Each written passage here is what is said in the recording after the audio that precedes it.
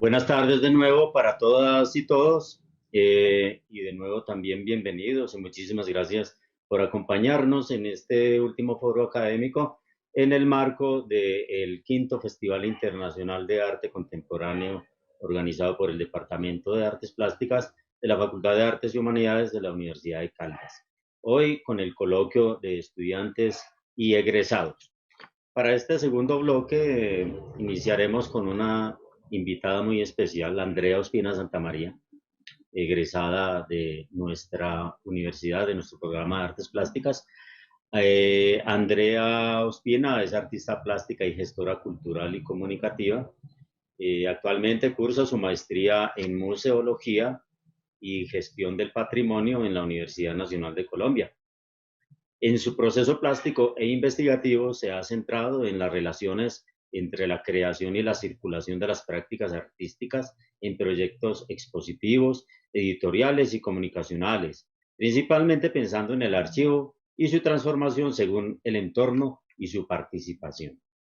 Actualmente desarrolla proyectos de investigación relacionados con los saberes populares dentro de diferentes proyectos curatoriales y de mediación. Hace parte del colectivo Punto.co de Bogotá y de la revista web de arte contemporáneo Error 1913 de la Universidad de Caldas. Antes de cederle la palabra a Andrea, quiero recordarles, por favor, dejar sus inquietudes, sus preguntas en el chat para el conversatorio a las 5 de la tarde. Le doy pues una muy especial bienvenida a Andrea Ospina y su ponencia Más allá del sustantivo, acercamientos desde las artes visuales a los museos y los centros culturales. Bienvenida, Andrea. Muchas gracias, Carlos. Bueno, muchas gracias a todas las personas que nos están acompañando. Muchas gracias a la universidad y a Pedro por invitarme a compartir este espacio. Y me alegra mucho encontrarme con tantos egresados y estudiantes como los que hay el día de hoy, tan talentosos y tan buenas personas como sé que son. Bueno, lo que yo quiero conversar hoy un poco y de donde nace más allá del sustantivo es de la experiencia que he podido tener como egresada. De ahí parte todo, de querer comunicarle a otras personas cómo ha sido salir de la universidad, literalmente. Todo parte de que también cuando yo empiezo gestión cultural y comunicativa como segundo pregrado, más o menos a mediados de mi pregrado en arte, empezar a preguntarle a las personas, a personas que fueran lejanas a estas áreas, si conocen museos y centros culturales en la ciudad, y pues en esencia la respuesta era no.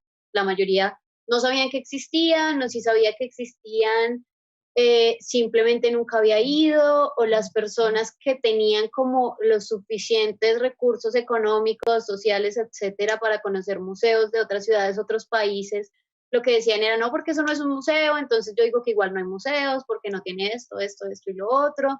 Entonces, encontrarme un poco de eso me hacía preguntarme qué sabemos más allá del sustantivo museo y del sustantivo centro cultural, ¿no? ¿Qué se hace allí? Y cómo aporta nuestro trabajo como artistas visuales dentro de esos espacios como los museos y los centros culturales, más allá de lo que es obvio, la exposición o el hacer parte de la colección que alberguen. Un poco también ese recorrido para poder decir cómo creo que aportamos, lo voy a decir solo desde la anécdota de lo que yo he sido. Creo que eso varía mucho. Creo que las obras tienen mucho camino, la forma de proceder de los artistas también. En este caso, mi interés desde que estaba en el pregrado era la gestión cultural, era la mediación, era la curaduría, y mi práctica y mi investigación artística se fue tildando un poco hacia esa parte. Por ejemplo, esta es una imagen de mi tesis de la obra Copyright 1, que era una instalación participativa. Y al lado está una imagen de una experiencia que pude tener en el área de mediación de un centro cultural en un programa llamado Pichintún de Hierbas, en el Centro Cultural de España, en Santiago de Chile, en donde trabajábamos a partir de la mediación de saberes populares de las personas en cuanto a las hierbas medicinales. ¿Qué quiero decir con esto? Primero, hablar de que las cosas que estudiamos en el pregrado y las obras que desarrollamos no solo hablan de un componente técnico, no es solo este era un ejercicio participativo y el de mediación también, sino que nos hablan de una forma de proceder que como profesionales debemos asumir. En este caso, ¿qué era? En este caso, no era simplemente hablar de que la gente pudiera llenar un papelito o no.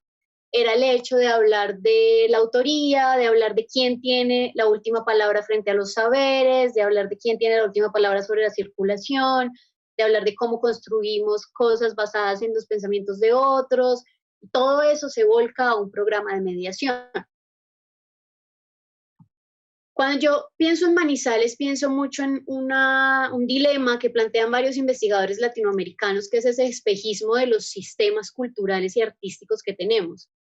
¿Qué es? Nos centramos en varias cosas que consideramos que parecen ser lo más importante en otros sistemas de otras ciudades más hegemónicas, más grandes, o de otros continentes incluso, y que en realidad no nos damos cuenta del tras bambalinas de esos sistemas para que su funcionamiento sea como es. No digo funcione o no funcione, sino como es.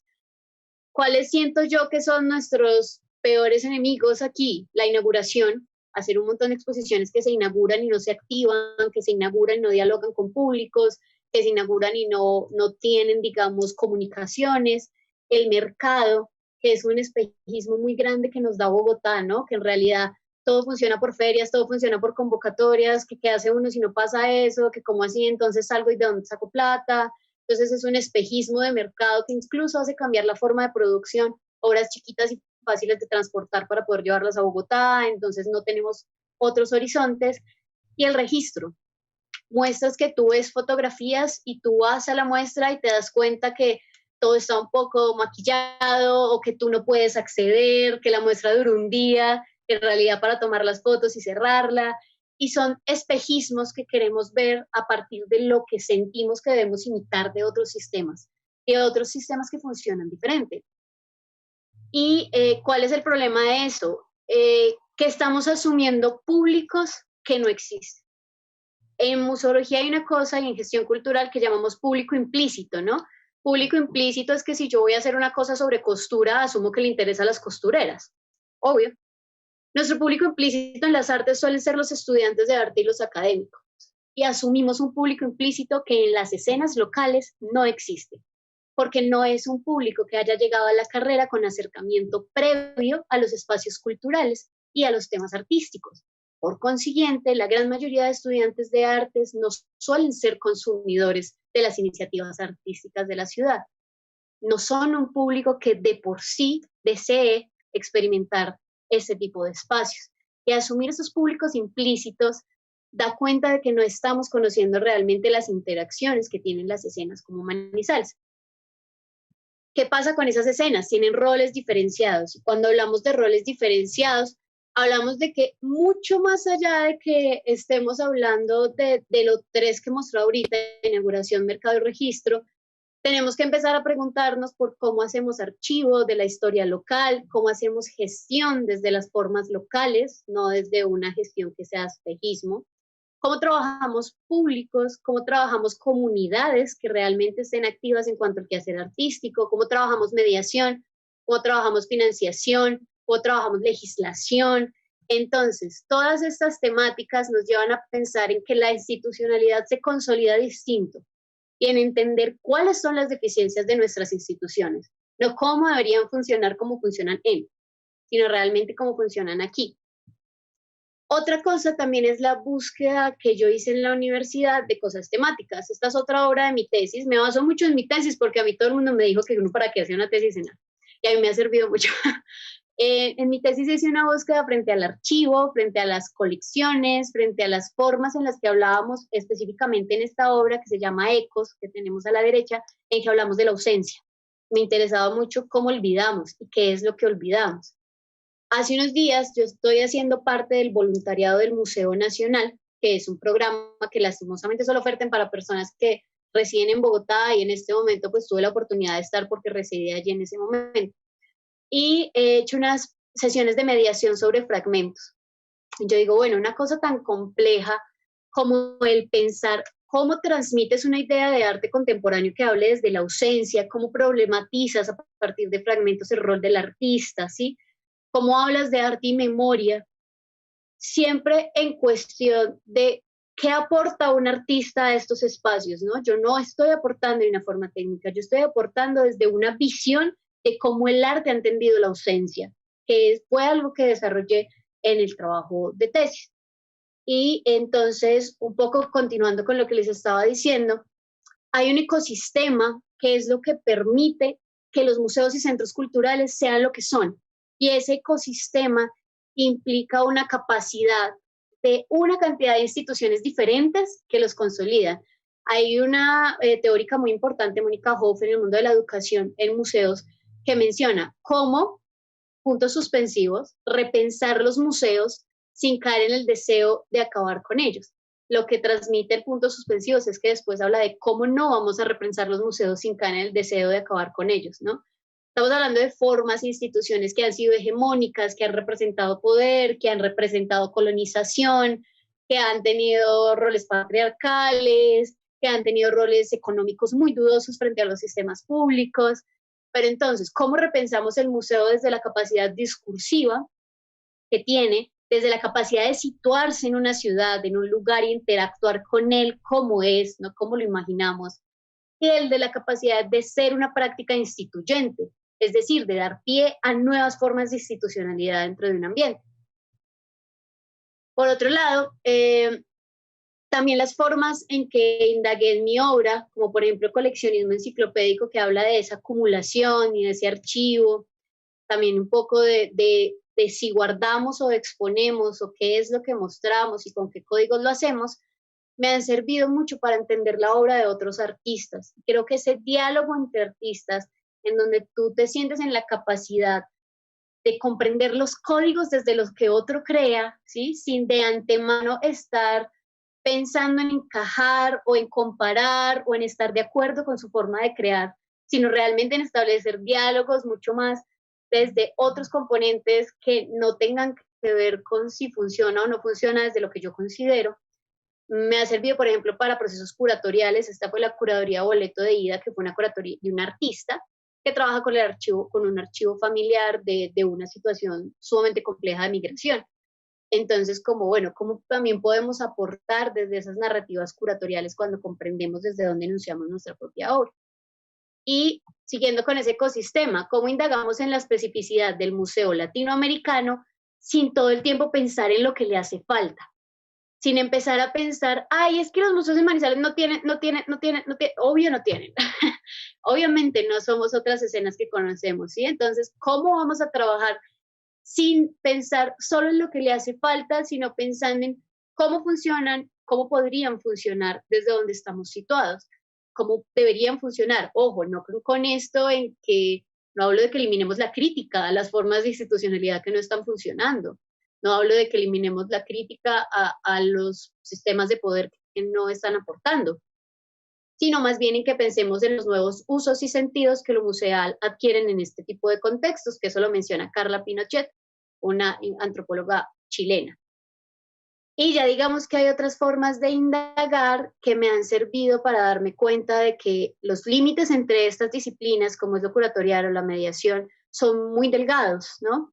Conjunto así fue una obra participativa que pasó por libro, después pasó a video, y por ejemplo este año en un programa de mediación virtual tuve la oportunidad de desarrollar Solsticio, que es una obra, pero que se vuelve una obra que se piensa como una pieza comunicativa para dar a entender, más allá de lo obvio y de la información que estamos acostumbrados en publicidad, las relaciones del solsticio frente a las comunidades y frente a los ritmos de tiempo y los calendarios. Entonces, como que este cambio no es solo el pensar el canal por el que llega un público y de qué estoy dialogando, sino también la potencialidad que tiene el arte para levantar nuevas sensibilidades y narrativas a partir de temas que se quieren comunicar en otros contextos, científicos, culturales, etc. Este es otro ejemplo de esa misma obra que fue una publicación, y con todas las herramientas y el hecho de aprender a pensar una publicación, desarrollamos en 2019 junto con Laura Sánchez, que también va a hablar hoy, y diferentes invitados de diferentes partes, la publicación Nuevo Oro, que planteaba cómo el arte respondía a las manifestaciones sociales. Entonces, como que este tipo de espacios me llevaron a darme cuenta de que lo que podía aportar como artista no era mi obra nada más, lo que podía aportar como artista era una forma de pensar el mundo y de ser consciente de las realidades. Y ahora este último lo pongo porque para mí es muy importante que dejemos de tener esa institucionalidad, esos eventos y esas formas de relacionarnos que son como fantasmas, ¿sí? Como cosas que van y vienen y tú nunca sabes realmente el impacto que están teniendo en la ciudad, que no tienen evaluación, que no dejan registro, que no lo puedes consultar, que no lo puedes comparar, que no hay momentos de diálogo en torno a lo que fue y lo que se hizo, ¿sí? Sino que simplemente como que pasan, desaparecen, tú no entiendes muy bien si sí se hizo, si no se hizo, si solo vi la publicidad, quiénes participaron, de qué forma puedo participar, cómo puedo construir ciudad a partir de estos espacios. Y siento que adolecemos mucho de eso en Colombia, ¿no? De, de este fantasma constante en la institucionalidad. Y como conclusión, digamos que más allá de las instituciones que conocemos, ya sea como museos, ya sea como centros culturales, hay muchos procesos híbridos, muchos procesos experimentales, muchos procesos autogestionados, que son realmente los que están reforzando y acercando tanto a públicos generales como a los estudiantes de artes a las funciones que tienen un museo o un centro cultural. ¿Eso qué quiere decir? Que las formas de hacer archivo importan, que las formas de reflexionar sobre la institucionalidad importan, de entender los ejercicios expositivos desde lo museográfico, desde lo arquitectónico, tienen mucho sentido, desde lo curatorial, pues ni hablar lo necesario que puede llegar a ser en estos contextos, y la necesidad de hacer memoria. Y con hacer memoria me refiero a todo tipo de memoria, incluyendo la memoria local y la memoria que nos permita constituirnos como una región que ha hecho cosas, y si ha hecho cosas, en qué términos las hemos hecho. Y por último, pues el tema de la educación y la mediación cultural. Creo que Manizales es un gran ejemplo donde los pocos museos que hay, los pocos centros culturales que hay, que tienen unas situaciones terribles internas, ¿no? Todos sabemos, financieras, de trabajadores, de legislativas incluso, no podrían existir, ni siquiera como han logrado existir, sin toda esta fuerza de diferentes proyectos autogestionados que están rondando todo el tiempo en la ciudad, que están acercándonos a la educación y a la mediación cultural, y que es un camino por el que falta montones recorrer, que son proyectos que se han caído, que no han podido, digamos, ser sostenibles por muchas situaciones sociales, pero que creo que es muy importante que sepamos que el rol del artista sobrepasa y va más allá de lo que comúnmente pensamos que es nuestro quehacer. No quiero decir que todas las obras tengan que destinarse y que todos tengamos que volvernos gestores ni que todos tengamos que volvernos mediadores o curadores. Esto fue porque es mi experiencia y porque es lo que a mí me gusta, ¿sí? Lo que quiero decir es que el artista tiene una forma de pensar las cosas y que desde ahí tenemos que dialogar, más allá solo de dialogar con pensar qué hago con un producto que no tengo ni idea cómo ponerlo a circular, sino como lograr más puntos de diálogo. Muchas gracias. Muchísimas gracias a ti, Andrea, por participarnos de tus experiencias como egresada, especialmente frente a este campo, que como tú misma lo dices, es en muchos casos inhóspito o en otros simplemente inexplorada o subestimada también de los espacios que conforman ese andamiaje de lo que llamamos el arte, especialmente referentes al reconocimiento obtenido tuyo en tu experiencia de esos conceptos metasustantivos de los centros culturales y los museos. Muy pertinente tu postura frente a un contexto en el cual nuestros conocimientos respecto de esa espacialidad de las artes es aún vago y en muchos casos subapreciado. Muy bien, le damos entonces la bienvenida a nuestro próximo ponente, Juan Alzate. Juan Alzate, en su experiencia artística, ha abordado una importante variedad expresiva como dibujo, el grabado, el muralismo. Sus obras han sido expuestas en escenarios nacionales e internacionales. Se considera él mismo un artista polifacético. Prueba de ello son sus actuales proyectos, dentro de los cuales se encuentra desarrollando una marca propia de ilustración y estampación textil. Le damos entonces la bienvenida a Juan y su ponencia Vida de Artista. Bueno, hola a todos, muy buenas tardes. Muchas gracias Pedro, muchas gracias Carlos, muchas gracias a todas las personas que hacen posible este proyecto. Bueno, seré muy breve, hablaré desde mi experiencia, ¿sí? Desde que estuve en el pregrado hasta pues, como lo que llevo de graduado. Soy maestro en artes hace 2 años y medio. Mi nombre es Juan David, como ya les había anteriormente mencionado. Yo siempre he tenido como mi zona de confort, siempre ha sido el dibujo. Ahí están viendo. No, aún no. Está bien.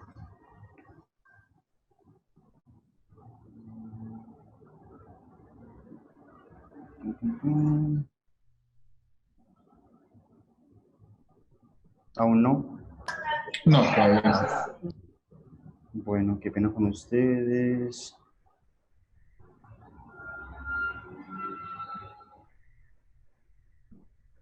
Listo, ahora sí. Perfecto. Bueno, mi zona de confort siempre ha sido el dibujo.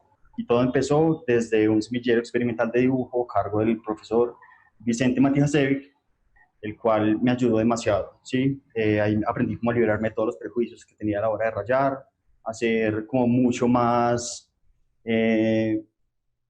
polifacético, a no tener como tantos pereques a la hora de dibujar, ¿cierto? Siempre me ha gustado como la fauna y la flora, esos han sido como mis temas como de confort, y como todos empecé en la universidad. La zona de encuentro fue como mi primer acercamiento así sólido, donde me vi como, bueno, después podía tener como una propuesta un poco más seria. Sí, esto fue en el 2013. Básicamente eran dibujos, ¿sí? Ahí estaba en el semillero de dibujo, estaba todo era como, todo era, el disfrute del dibujo era como el fin del semillero. Luego de eso, eh, Diego Escobar Correa, junto con un grupo curatorial que tenía, un grupo de estudios, que se llamaba Por el Amor de Dios, me invitó junto con otros dos artistas, James Marín y Ana Trujillo, a ser parte de esta residencia. La residencia se llamaba Colección de Historia Natural, era en el museo, en el Centro de Museos de la Universidad de Caldas, y básicamente en ese entonces no sabía nada, o sea, yo estaba como a la deriva, como que es una residencia, como que qué voy a hacer, pero como las dinámicas que nos plantearon los curadores, pues fue totalmente abierta, ¿sí? Era a modo de mesa de trabajo, ¿sí? Podíamos, como teníamos acceso a la colección de animales que tiene el museo, ¿sí? Tanto insectos, bueno, etcétera, y podíamos trabajar con ellos. La idea era como oxigenar un poco el flujo de la sala, ¿sí? Estaba como algo quieta y querían como algo nuevo. Entonces como nos llamaron, bueno, Diego, Juliana y Otálvaro, nos invitaron a nosotros para que propusiéramos algo, ¿sí? James y yo nos entendimos súper bien, esa fue como la primera vez como que compaginamos y empezamos como a dibujar. Salieron demasiadas cosas, ¿sí? Fue una experiencia súper chévere. Eh, vi esa experiencia como un trabajo, ¿sí? Porque tenía un horario, ¿sí? Teníamos un horario de 8 a 12 y de 2 a 6. Recibimos por 15 días en este espacio, al final sale una muestra muy interesante. Las fotos, qué pena, pues son como un poco pixeladas, pero pues no tengo como un buen registro de ese entonces.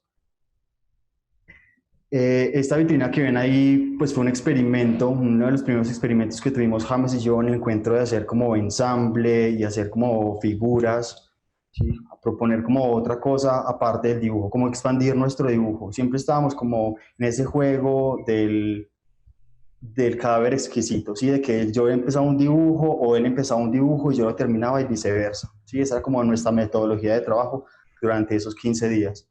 Obviamente cada uno pues tenía como sus propuestas, pero pero entre espacio a espacio, como en el descansito, dibujábamos, nos reíamos y bueno, salieron esta clase de cosas. Esto se llamaba el pesebre, esa vitrina que ven ahí, y se llamó pesebre porque las figuritas eran del pesebre, ¿sí? Lo que hicimos fue cortarles las cabezas, las alas, bueno, aletas, y hacíamos como un hibridaje de animales nuevos. Bueno, ahora que sale esta foto, voy a mencionar algo muy importante y es como uno de esos referentes grandes que he tenido y es este personaje acá, el del morral pixelado, que está saludando al tipo de camiseta de cuadros, y es Jaime Alberto Espina. Él es prácticamente uno de mis referentes más cercanos y es como esos artistas que uno ve y que lo puede tener ahí, que camina por las calles de Manizales, ¿sí? Es como una gran motivación y a él le aprendí demasiadas cosas, ¿sí? Muchas de las cosas que aprendí es que el dibujo tiene que ser una obsesión, tienes que respirar dibujo desde que te levantas hasta que te acuestas. Bueno, eso fue súper importante, a él le aprendí demasiado y pues aprendí técnica, me iba puliendo cosas. Gracias a esa relación, pues bueno, no gracias, desafortunadamente el semillero de dibujo me sacaron, ¿sí? Vicente tiene rayas con el personaje y pues me sacó del semillero de dibujo y bueno, se supone que me iba a graduar con eso por ahí, a 6 meses me sacó y bueno, normal.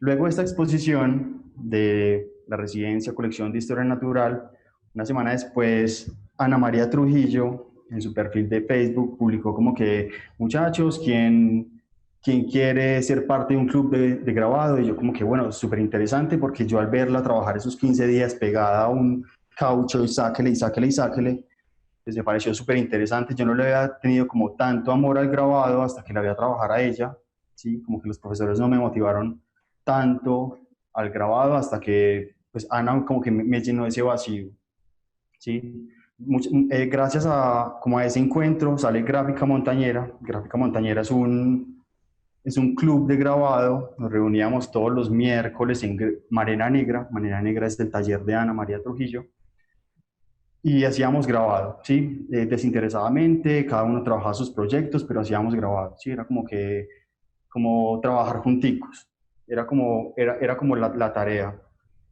Luego ya de años trabajar juntos, pues se unieron más personas al club de grabado, llegó el Reptil, que es un diseñador visual, en algún momento estuvo Juan Camilo Loaiza, Luisa Velázquez, bueno, iban entrando, saliendo personas. Yo iba haciendo grabado, cada 8 días me hacía un grabado y hacía y producía. Bueno, en ese entonces, pues estaba como también esa producción o esa etapa de elaborar mi trabajo de grado, ¿sí? Como mi tesis, mi exposición de grado, ya que en el semillero de dibujo me sacaron así como drásticamente, y sale conmemorando la extinción. Conmemorando la extinción fue una exposición de pintura, netamente pintura. Hace muchos años, o sea, yo no pintaba, eso fue como un evento que yo hubiera hecho como una exposición netamente de pintura, pues porque lo que siempre hago es dibujo. La exposición fueron 7 animales en vía de extinción propios de la región colombiana, en los cuales estaba el cóndor de los Andes, bueno, había una ballena, y esta foca que estaba en el piso, esta que ven ahí, es una foca que se extinguió hace 80 años en el Caribe. También el registro que tengo de esta exposición es súper vago, ahí me disculpan. Más o menos yo coloqué, pues yo no tenía texto curatorial, sino que coloqué este pedacito que ustedes ven ahí que decía, la bestia ya se había convertido en carroño, estaba muerto, rígido y helado, y no se podía hacer nada por él. Este fragmento es un pedacito de un libro, el libro se llama Cumbres Borrascosas, es un chisme entre familias, es como por la pelea de una herencia. Entonces en este momento pues la bestia era pues, la persona que tenía el billete y pues estaban esperando que se muriera para repartirlo. Yo no soy como mucho de filosofía ni de esa clase de cosas, soy más como de de chismes, no sé, de estar leyendo literatura, bueno, otra clase de cosas, y lo asocio pues a esta clase de eventos. ¿Sí? La exposición eran 7 cuadros, como les había anteriormente mencionado, la exposición fue en la Rotonda. La exposición, pues no sé, recibí muy buenas críticas a pesar de que el día de la inauguración no fue absolutamente nadie. Sí, bueno, no estoy exagerando de que no fue nadie, sí, fueron muy poquitas personas, pero yo estaba como satisfecho de que al ser un espacio público, sí, como de tránsito común, pues todo el mundo lo iba a ver, sí, dependiente de que fuera de artes o de música o de escénicas, todo el mundo lo iba a ver. Bueno, al final de la exposición duró una semana y al final de la exposición se perdió la foca esta que había en el piso. Esto fue totalmente intencional, o sea, la exposición me la ayudó a montar eh, Sebastián Otálvaro, ¿sí? Él me ayudó a hacer el montaje, como a crear una narrativa, una disposición como no sosa de la sala de exposición, por eso como que montamos las, las obras en diferentes alturas, ¿sí? No estaban como todas a 1,50 m. Estos son como unos detalles de la exposición, ¿sí? De las obras. Y entonces se pierde la foca. La foca, pues muchos lo ven como un chiste, yo la verdad pues le saqué totalmente provecho por lo que se había perdido, la foca estaba extinta, yo en ese entonces no lo vi como con ese interés, ¿sí? Yo como que estaba súper triste por lo que se había perdido, entonces coloqué estos avisos por toda la universidad. Muchas personas me decían como que, ay, usted fue el que se robó la foca, usted le pagó a alguien para que se robara la foca, y pues al final nunca supe qué pasó.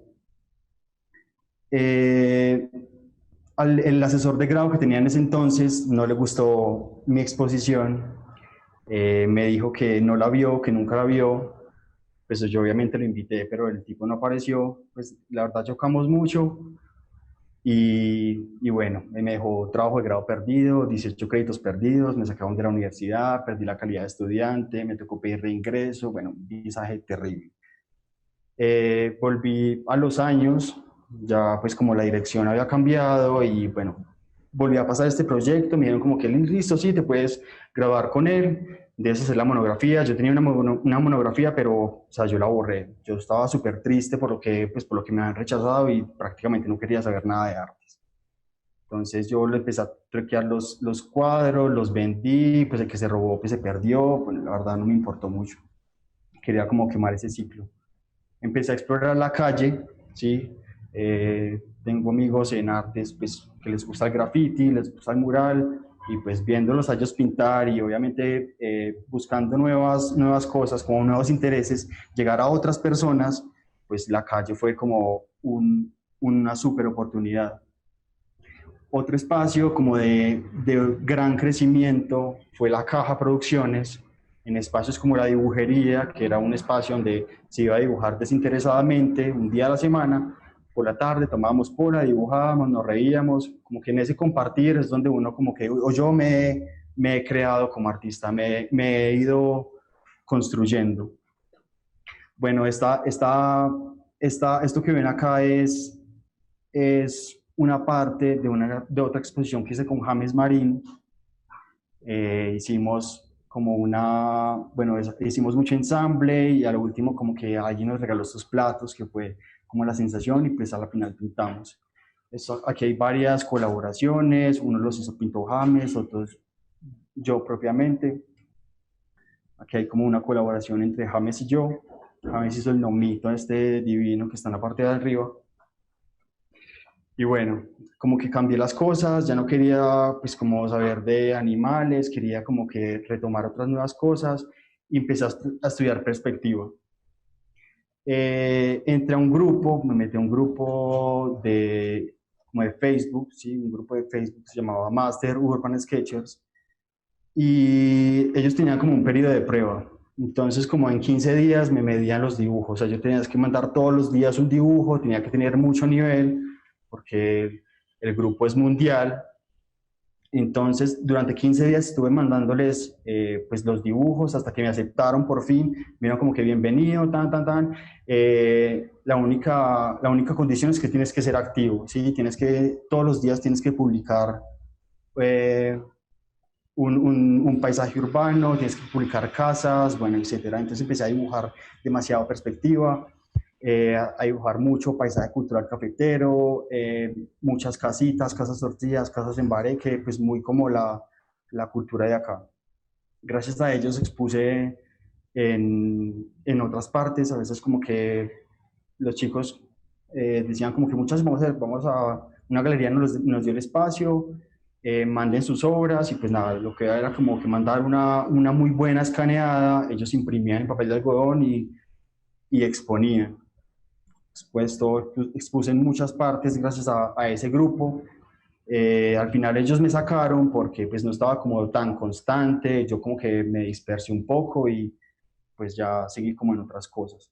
Igual dibujé muchas casas y gracias a eso, bueno, también en el club de grabado iba haciendo casitas y esta imagen que ven acá es parte de una exposición. Al club de grabado lo invitaron a una bienal en Cali, entonces como colectivo. Entonces pasamos como nuestras propuestas y yo mandé esta casita rosada a 2 tintas. Sí, a 2 tintas, dos planchas. Pareció súper difícil, o sea, yo hace mucho no retomaba el grabado y pues bueno, lo logré, pero esa casita la prostituí demasiado, ¿sí? Yo saqué muchas copias y empecé a hacer como colaboraciones con otros artistas. Entonces aquí tengo colaboraciones con grafiteros de la ciudad, ¿sí? Como que la calle siempre ha estado como muy presente, ¿sí? Yo callejeé demasiado durante ese tiempo, prácticamente mantenía en la calle y no hacía nada. Durante ese entonces como utilicé la fotografía como recurso. Mientras que no dibujaba, pues estaba fotografiando, tomándole fotos a casas, perspectivas, como buscando esos referentes que quería tal vez dibujar. Encontré en el amarillo como una atracción así obsesiva, ¿sí? Como al parecer ese color amarillo que le toma al atardecer. Pareció una cosa súper loca y pues empecé como a utilizarlo mucho, a explotarlo. En el 2009, Laura Puerta Barco, en un espacio nuevo, ya la caja que anteriormente quedaba en Las Garzas, pues se acabó y Laura puso un nuevo chuzo. Entonces se llamaba La House, quedaba en Palermo y tuvo un cronograma de artistas, ¿sí? Entonces me invitó a ser parte de esto y expuse esta recopilación que había hecho durante esos 3 años más o menos, ¿sí? Entonces tenía grabado, tenía pintura, tenía dibujo, tenía intervenciones con otros artistas. Bueno, tenía también técnicas mixtas, empecé a explorar como otras cosas, quería que mis dibujos como que se oxigenaran, que no fueran como siempre lo mismo. Esto es una monotipia, ¿sí? Una monotipia y un grabado, la parte de arriba es monotipia. Quería como generar esa clase de texturas, como que no siempre fuera así blanco puro. También después de eso, pues hice parte de ABC Manizales, ¿sí? ABC es como un programa que tiene Ricardo Muñoz Izquierdo de dibujar como por todas las letras A, B, C, D, alguna cosa, ¿sí? Alguna cosa muy característica de cada ciudad. Bueno, eso fue en el Banco de la República, eso fue el año pasado. También el año pasado tuve la oportunidad de ser profesor de los cursos de extensión. Me pareció una experiencia súper enriquecedora, ¿sí? No porque tenía la oportunidad como de nutrirme con las personas que estaban aprendiendo a dibujar, ¿sí? Como de yo transmitirles como que dejaran ese miedo al rayar. Eso fue súper interesante. Bueno, seguí apostándole al mural. El mural siempre ha estado como ahí, ese interés como que ha estado súper presente. Esto es en un espacio que se acabó lastimosamente, se llamaba Space. Space era un cowork manejado por arquitectos, muchos artistas. Pues el año pasado hubieron muchas exposiciones en este espacio Y bueno, ellos me invitaron a pintar allí, hice este tigre, me demoré como 2 días más o menos. Y bueno, y mi última intervención, que ahora que se las voy a mostrar, bueno, les contaba que en esas mesas de trabajo es donde me he formado, ¿sí? Como donde me he nutrido, tanto cuando trabajé con James o cuando trabajaba en la caja. Entonces, en pandemia, ¿sí? Quería como oxigenar mi trabajo, no quería como que, ay, que fuera siempre lo mismo. Entonces, empecé a buscar colaboraciones con otros artistas, muy lo que hacían como los dadaístas en su entonces con el cadáver exquisito, que lo hacían por correo, ¿sí? Que algún artista empezaba un dibujo y lo mandaba por correo a otra parte del mundo y así sucesivamente se iban armando cosas. Bueno, así como que hice una iniciativa en pandemia, entonces como que empezaba un dibujo y se lo mandaba a mis amigos, como que, hey, hagan lo que quiera, pueden hacer lo que quiera, y bueno, salieron varias cosas chéveres, lo pueden ver en mis redes sociales, yo como que no los quise poner en esta parte. Esta es una de las últimas colaboraciones, ¿sí? El chico que tenemos acá es Dylan Quintero y Valentina Grisales. Valentina aún es estudiante del programa de artes y Dylan ya es egresado. Los dos son muy tesos, los dos son artistas de la Feria del Millón y hace como unos 20 días más o menos se pintó este armadillo en Chinchiná. La idea pues, de la imagen es porque se lo están comiendo, ¿sí? Al armadillo lo están usando como para curar el asma, ¿sí? O como una gripa, algo así. Entonces el caso es que pues, la idea era como de concientización. Y listo, eso es todo. Básicamente ha sido como mi proceso. Eh, Muchas gracias. Ahí está como mi nickname en Instagram, por si me quieren buscar. Muchas gracias. Gracias a ti, Juan David, por presentarnos esas propuestas, esos trabajos tan interesantes que has desarrollado